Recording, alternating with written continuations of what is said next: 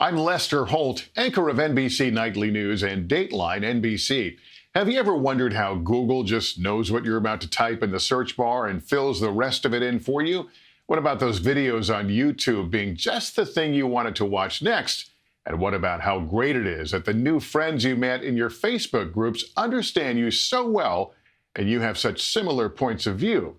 It's not an accident. Google didn't read your mind, YouTube didn't guess right, and Facebook didn't find those groups for you to join randomly. It was all because of algorithms.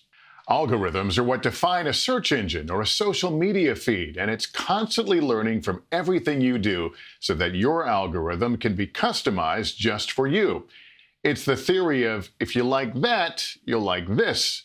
It's designed to be able to predict what you will search for in the future based on what you've searched for in the past, or suggest videos that are similar to videos you watched previously, or to highlight the social media posts from friends or brands that you have most interacted with in the past, and recommend groups those people are in or interested in too, because it thinks you'll be interested in them based on how much you've interacted with your friends. This filter bubble can sometimes be a good thing by introducing you to content you would be interested in but might not find otherwise, and making your searches easier.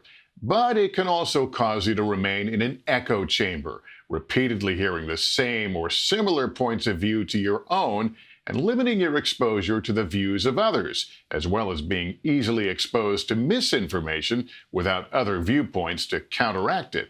The best way to counteract this echo chamber is to have what we call a healthy news diet, finding a variety of news sources you trust and following people with various points of view will help you burst your filter bubble and make it easier for you to spot misinformation quickly.